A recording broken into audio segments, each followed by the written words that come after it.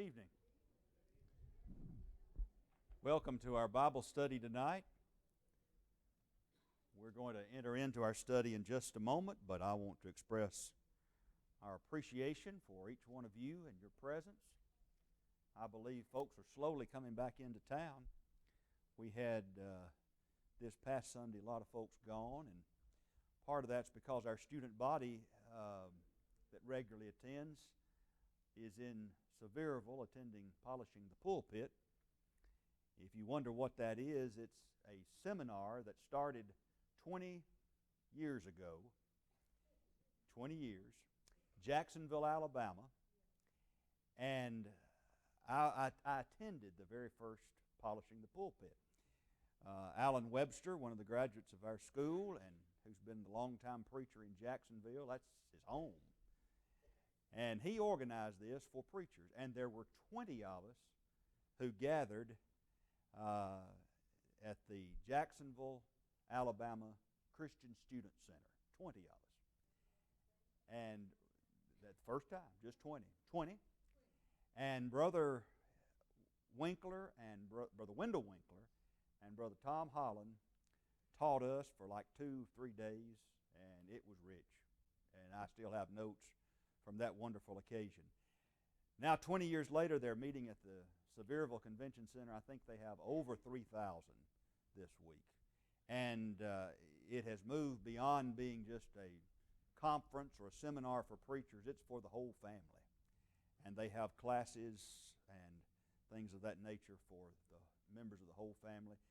And one thing that Matt Jones does while he's up there is coordinate a lot of the youth activities, and I'm also talking about the youth sessions where they're getting some learning. But before Matt ever came to the School of Preaching, he was working with the church in Jacksonville. That's where he was converted. And so he's continued to go back in that role. Brother Mosier was honored last evening with a Lifetime Achievement Award. You'll have to congratulate him when he gets back. And he doesn't know it, but his picture is all over social media, you know. And well, Proverbs 15:33, before honor is humility. And he told me, he said, I'm quite embarrassed that I've been selected for this. But it's good for us to recognize our brethren. We don't look to be lauded ourselves, but we like to give honor to those around us who do well. And we don't really like to give honor to the one who's always seeking it, right? We want to do that to the person who's not looking for it. And I'm happy for Brother and Sister Mosier. But I did go by and see Brother Trim and Brother Elkins today, and I told others, I said, that's my Polishing the Pulpit. I get to meet with those two good brethren. That's rich for me. But we're glad you're here tonight, and we're studying in 1 Samuel 1, 1 Samuel chapter 1. And last week, in our abbreviated time together, because we introduced our students, primarily we introduced the book. And in these opening chapters, I want you to remember several names. You know, the Bible is filled with people's names. And these people who had names lived lives, didn't they? And we learned from them. The Bible not only is a book that tells us about God and introduces us to Him, the Bible tells us about ourselves. The Bible tells us things about ourselves that we would not know otherwise. Because God, our Creator, knows each one of us individually better than we know ourselves. And so, in 1 Samuel chapter 1, we begin looking at a part of Hebrew history. And the principal player in this particular book is going to be the one for whom it is named. It's going to be Samuel. And in these opening chapters, I want you to remember a couple of names, particularly Elkanah and Hannah, the parents of Samuel, who would be the great prophet and judge at the close of the period of the judges. And so he would not be the last prophet, of course, but God would allow the children of Israel, as we shall see, to choose a king, and he would rule over the people. But even though Samuel is the last among these judges, and 1 Samuel follows Judges. You have Ruth inserted there, but 1 Samuel really follows Judges in your history. And Samuel is going to continue to advise and give counsel to the first great king of Israel, which would be Saul. And Saul, more often than not, as he aged, would begin to reject the wise counsel. You want to pay attention in these opening chapters to a man named Eli, who is the high priest. And he's going to be the one who helps to rear this young man Samuel.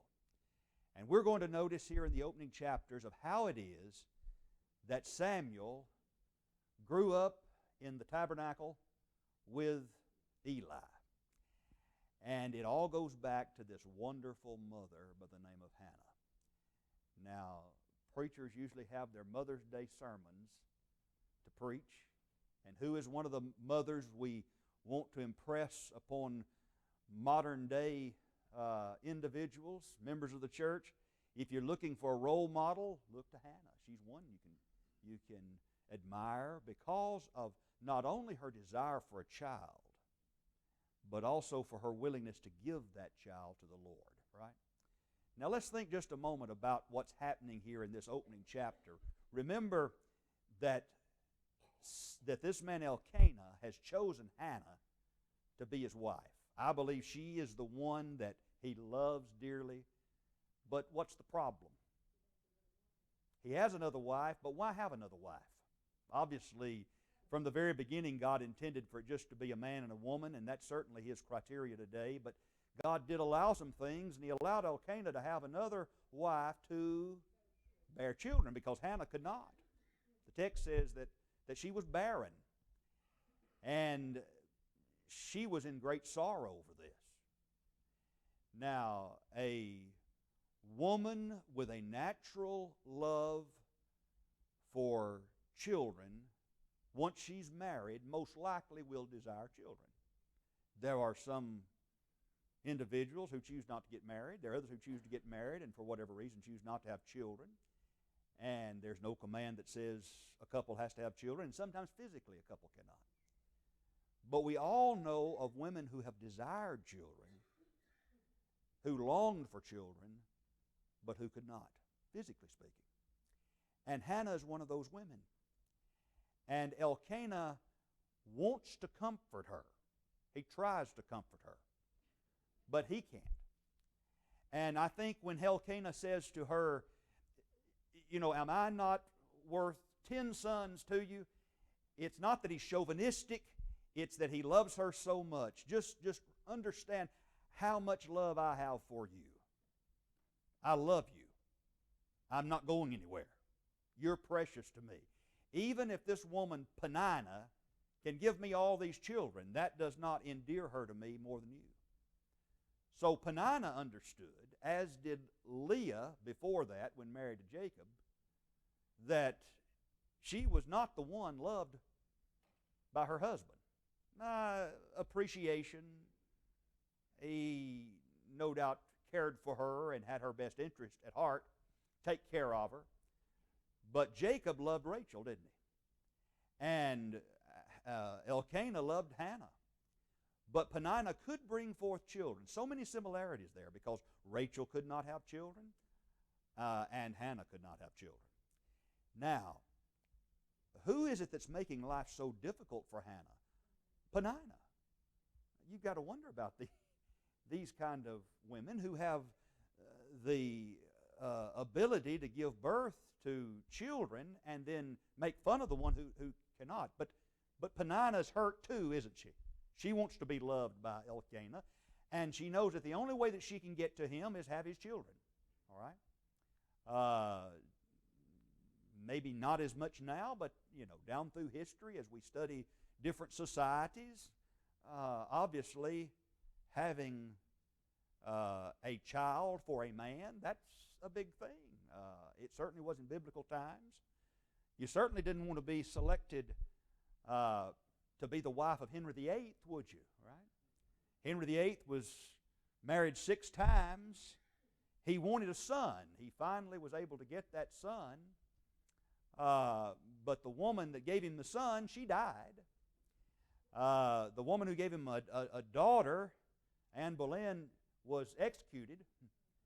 Other daughters were born to him. Either he divorced or he executed them. I learned it this way when I was younger. Divorced, beheaded, died. Divorced, beheaded, survived. That was the wives of Henry VIII. And here you have women in the biblical times wanting to give their husband children. And so here's what Hannah does about it. She prays.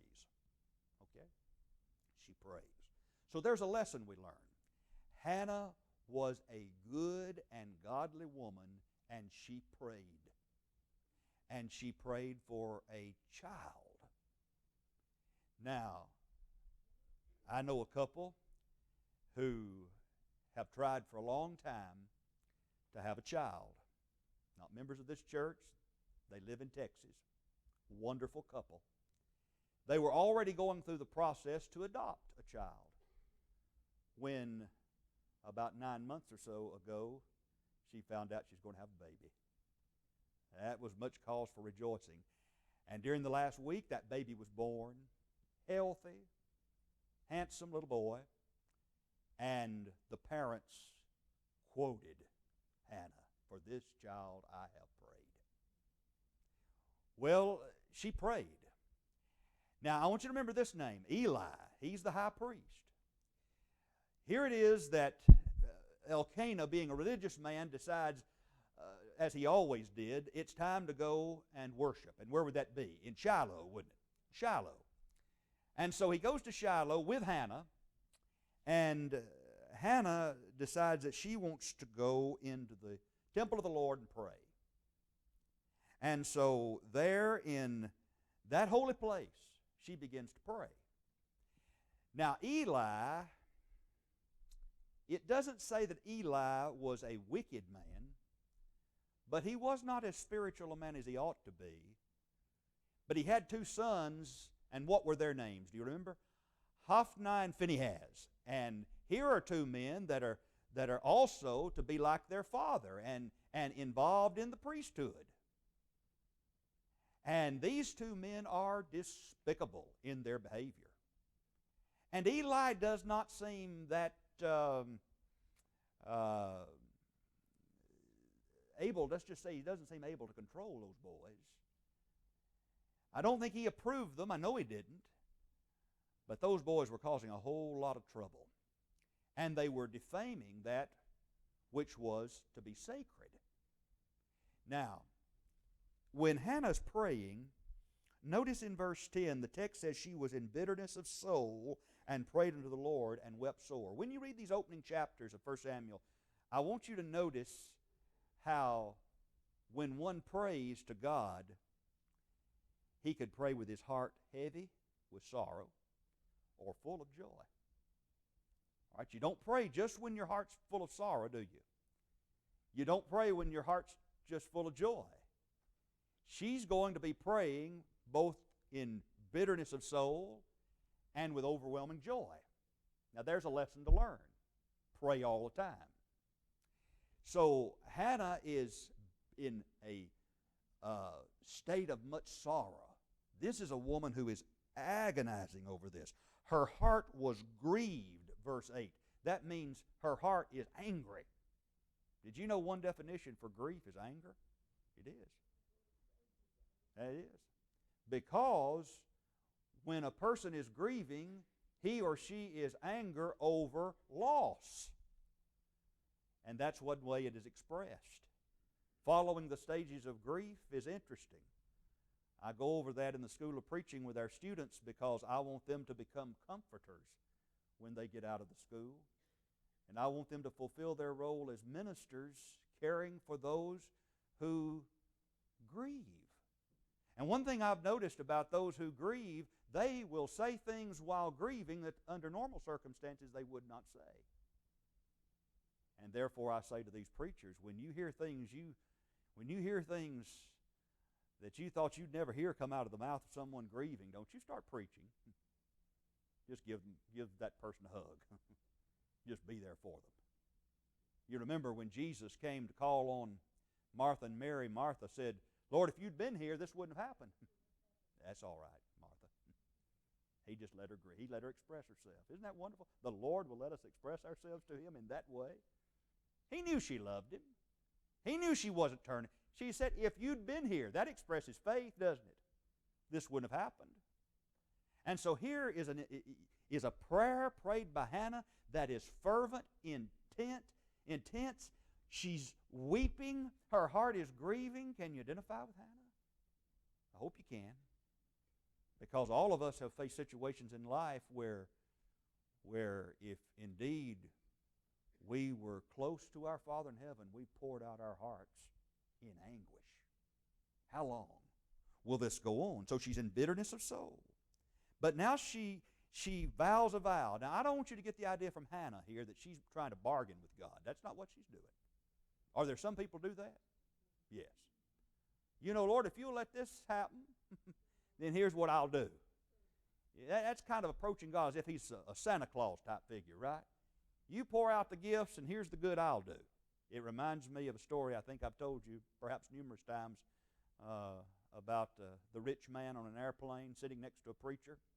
And the rich man is talking to the preacher about his work, and the preacher's talking to the rich man about his work. And then all of a sudden, the plane starts shaking. They hit some turbulence, and then, lo and behold, if the pilot comes on and says, everybody prepare for crash landing. We're going down. And, of course, everybody panics. And on the way down, while the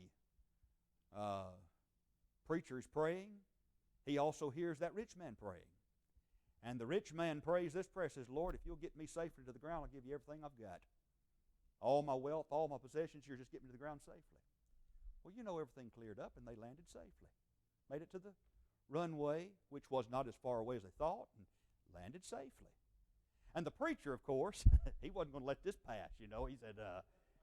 He said, sir, he said, I heard what you said there while we were going down, that if the Lord landed this plane safely, you'd give Him everything that all your possessions. He said, I want to help you with that. He said, I know some good works which you can contribute, and I want to help you fulfill the promise and the vow that you made. And then the rich man said, oh, but you didn't hear my second prayer. Once we landed, I said this. I think beforehand, I've already messed up. I think beforehand he'd vowed to give half of everything. When he landed, he said, you missed the second part. He said, I then said, once we landed, I'll give you everything I got if it ever happens again. All right? That was it. I'm sorry I messed it up. But said, if it ever happens again, I'll give you everything I've got. All right? So people do try to make bargains with God. Now here's Hannah. Hannah says, I'm vowing this vow, my child I'll give to the Lord. Now, is that a good prayer to pray? Yes, it is. A man-child. Give me a man-child, and he'll take the vow, the Nazarite vow.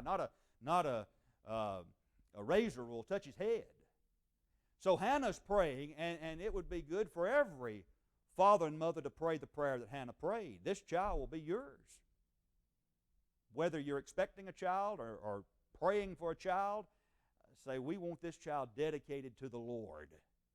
We want him dedicated to the Lord. Now if we mean that when we pray that today, then what does that mean we're going to do? Well, number one, it means that we're going to spend a whole lot of time praying over that child before he's born, she's born, afterwards. We will very quickly have that child where that child needs to be on Sundays and Wednesdays and every other opportunity when there are opportunities to grow, not just for parents but for children, setting right examples before them, praying with them, teaching them. Why? Because we dedicated those children to the Lord. And how about this one? Praying for a mate. That started a long time ago at our house, and it's still going on. And our children perhaps do not really realize that. But we also hope that we're rearing children that are the answer to some other parents' prayers, you see. Well, dedicating the child to the Lord. But this is a very special way. She means she's going to bring him to Eli and let him render service there before God. Now, here's what concerns me about old Eli, and I wonder about his spirituality. Look at verse 13. Hannah, she spake in her heart, only her lips moved, but her voice was not heard. Therefore Eli thought she had been drunken. Let me ask you a question. Just pause right there. When you lay down at night and you don't want to disturb your husband or your wife, or you just don't feel like talking out loud, can you pray to God in your mind? Yeah. He knows your thoughts, doesn't he? Now, I believe that. You believe that. And you know, if we believe that, we might ought to be more careful about our thoughts, right? And I am sure that he knows our thoughts. And therefore, what Hannah is doing is she's just moving her lips. I've done that before too, haven't you? Where I'm praying and my lips are moving. Don't ever make fun of somebody. You see a person, driving down the road, nobody's in the car with them, just talking away. It could be they have that little thing on the ear, talking to somebody, but it could be talking to themselves. Smart people talk to themselves. N.B. Hardeman said that he talked to himself because he just enjoyed the good conversation and the wisdom that came forth from that. So here is Hannah moving her lips. Now here's what concerns me about Eli. Look at verse 15. Eli said to her, "How long wilt thou be drunken?" He thought she was drunk. It makes me wonder how much Eli prayed. Eli, you never prayed a silent prayer? Eli, you never just prayed with your lips moving? He said, "Well, woman, you're drunk." Hannah said, "No," very respectful of the priest. "No, my lord, I'm a woman of sorrowful spirit. I have drunk neither wine nor strong drink, but have poured out my soul before the Lord. Count not thine handmaid for a daughter of Belial." What does that mean? A child of Belial is a worthless person, right? Just a base, debauched, worthless person. "For out of the abundance of my complaint and grief I spoke hitherto." Well, he then sends her away with God's peace. And the text says in verse 18 that she went her way, and she then decided to eat. Her countenance was no more sad. Prayer lifts you up, doesn't it? Have you ever been strengthened in prayer, even if you still haven't gotten the answer you were desiring? I have. Sometimes it just pays to talk to the Lord about it. And that's all He's asked us to do, right? That's right. And so, you can be burdened, but go to the closet of prayer and just leave it there with the Lord. And you're like, I'm strengthened just because I prayed.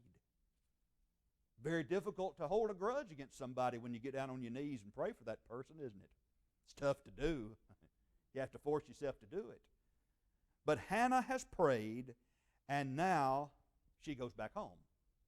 And a beautiful passage in verse 19. "And they rose up in the morning early. They worshiped before the Lord." Now notice this. Despite the problem that they have, what's the problem with Hannah? What's the problem in her life? She's barren. She wants a child. She has this problem with Peninnah. She wonders about Elkanah. I know he loves me, but he's got this other woman too. Why will the Lord not hear my plea? And yet through all of this, they're praying and they're worshiping. You can't quit praying and worshiping just because you got problems. Isn't that what we learn from them?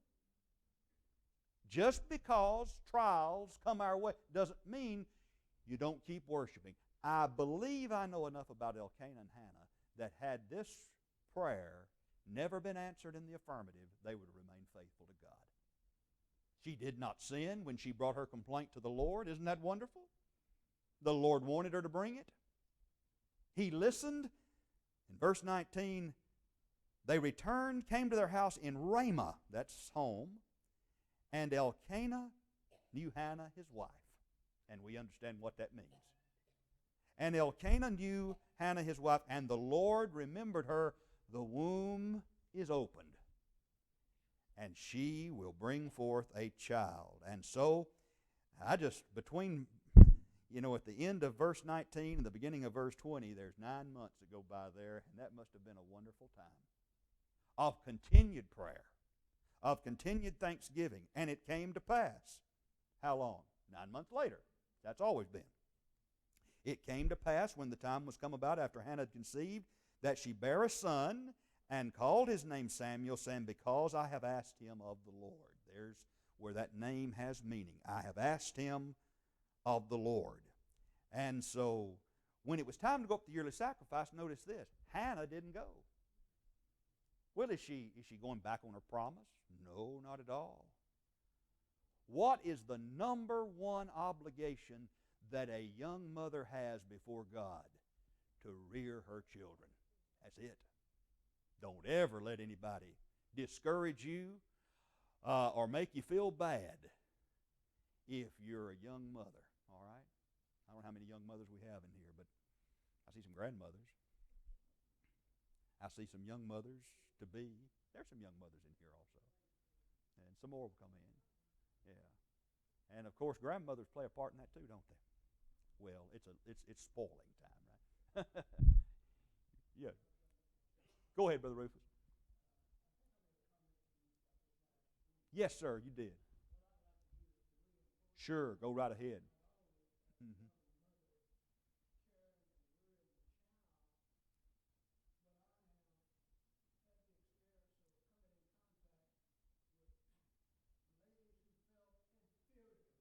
Mm-hmm. Mm-hmm. That is exactly right. Mm-hmm.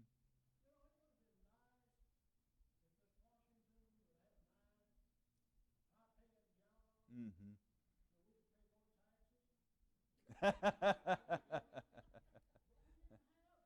Yes. Mm-hmm.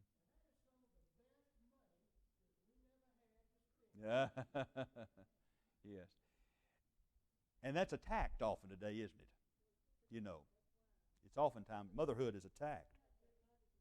Mm-hmm. Yeah. Well, this woman was of the persuasion that this child, being a gift from God, was to return to God. So the only reason she didn't go up for the yearly sacrifice is she is rearing him, and the text says, until he is weaned. He could be a couple of years old, according to that particular time period. But when the time came, she left home with Samuel and fulfilled the promise. And in verse 26, she said to Eli, O my Lord, as thy soul liveth, my Lord. Now she's smiling now, isn't she? I am the woman that stood by thee here praying unto the Lord. For this child I prayed, and the Lord hath given me my petition which I asked of him. Therefore also have I lent him to the Lord. As long as he liveth, he shall be lent to the Lord. And he worshiped the Lord there. Now, she would have some more children. She went on to have 5 more. And what is interesting to me is that she had to say goodbye to this boy Samuel. Not permanently, but we're talking about a good long period where she wouldn't see him. Now, don't take that to mean that she didn't care about it. She's lent him to the Lord. This is a special boy for whom she's prayed. He's going to grow up in a special place. But let me say this. When a child is taken and the child is with the Lord, you don't have to worry so much, right? Have some parents had to go through the tragedy of losing a child? Mm-hmm. That hurts. Hurt more than this, but here's the point I'm making. Still with the Lord. Just think about Hannah and what she did and what the mother can say who loses that baby. My baby's with the Lord. Hannah could go home knowing that her child was safe and secure, being reared to serve the Lord in a very, very special way. Well, we don't have time to study this beautiful prayer of thanksgiving or song of thanksgiving, but that's how chapter 2 opens. It is hard not to pray, it's hard not to sing when your soul is rejoicing. All right? Somebody said one time that when he looked at a congregation and saw the scowls on people's faces when singing, he said he had seen prettier, happier faces on iodine bottles than he had in the congregation. Now, I don't ever want to say that, right? Let's sing with jubilation, right? That's how Hannah is singing as chapter 2 begins. Well, we now have Samuel with Eli. But before we learn about Samuel's call, notice what's going to happen with the house of Eli. Notice in verse 12, well, verse 11 is a good statement there about Sam. The child did minister unto the Lord before Eli the priest. He's learning the things of the Lord. But now he's not heard a message from the Lord yet, has he? No, that will come later. And the sons of Eli were sons of Belial. What does that mean? Worthless, debased, debauched. And listen to this text. This is a sad text. They knew not the Lord. Now they'd been taught, but they didn't know Him and didn't have the desire to know Him. Well, they were corrupting the sacrifice. And so now Eli has to talk to them about this. And Eli is concerned about them. And the text says in verse 17, the sin of the young men was very great before the Lord, for the men abhorred the offering of the Lord. But Samuel ministered before the Lord, verse 18, being a child, girded with the linen ephod. But his mother, when she came up to worship, what'd she bring him? Little coat. Here's a woman who was a seamstress, evidently, and when she came up year to year, she came up with her husband to offer sacrifice, and she brought him this little coat. So he is being taught, this is your mother, this is your father, this is what they have done because of their love for the Lord, because of their love for you, because you were a gift from God. You came special delivery. You came wrapped up in love from on high.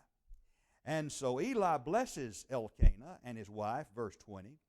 The Lord give thee seed of this woman for the loan which is lent to the Lord. And then Hannah started doing what? Having a whole bunch of babies, right? So she had numerous children. But now, verse 22, we find that Eli is really getting old. Now Samuel's growing up. And there he is with Eli, the old man, the old priest. And Eli gets word that his sons were doing all these abominable things. They're very promiscuous. Text says in verse 22, they lay with the women that assembled at the door of the tabernacle of the congregation. I mean, these just debauched men. And so Eli asked, why do you do these things? For I hear of your evil dealings by all this people. Nay, my sons, for it is no good report that I hear. You make the Lord's people to transgress. See their influence? Not only are you engaged in this, but people see you doing this, they think it's all right, and now they're behaving the same way. If one man sin against another, the judge shall judge him, but if a man sin against the Lord, who shall entreat for him? Who's going to defend you when this is being done against the Lord? If I sin against another human being, I'll get somebody over here to help. But a sin against the Lord, there's nobody like unto the Lord. Notwithstanding, they hearken not unto the voice of their father. And the word has come to Eli that if they don't repent and change their behavior, they will die. They didn't change their behavior. They received the word of warning, and they died. But verse 26, listen how closely this sounds to the Christ. And the child Samuel grew on and was in favor both with the Lord and also with men. You remember that about Jesus? That's exactly right, Luke 2:52. He grew in stature, didn't he? And in wisdom and in favor with God and with man. Now, there's a prophet who comes to see Eli, and he is the one who warns Eli about what's going to happen to Hophni and Phinehas, and that in one day both of them will die. And that is exactly what came to pass. Verse 36 says, It shall come to pass that every one that is left in thine house shall come and crouch to him for a piece of silver and a morsel of bread, and shall say, Put me, I pray thee, into one of the priest's offices, that I may eat a piece of bread. Well, here's what's going to happen. Eli's family is going to have the priesthood taken away from them. No longer fit. And so, we have, beginning in chapter 3, the call of Samuel. And that's where we'll have to begin next time. So Eli is, he's getting old. He's going to die in a most tragic way, as we shall see. But now we're getting ready for the call of Samuel. It's going to come in the middle of the night. He's not going to know who it is. Eli learns who it is. You go back and, what did he say? Speak, Lord. Thy servant heareth. All right. Sounds like a good place to begin next time.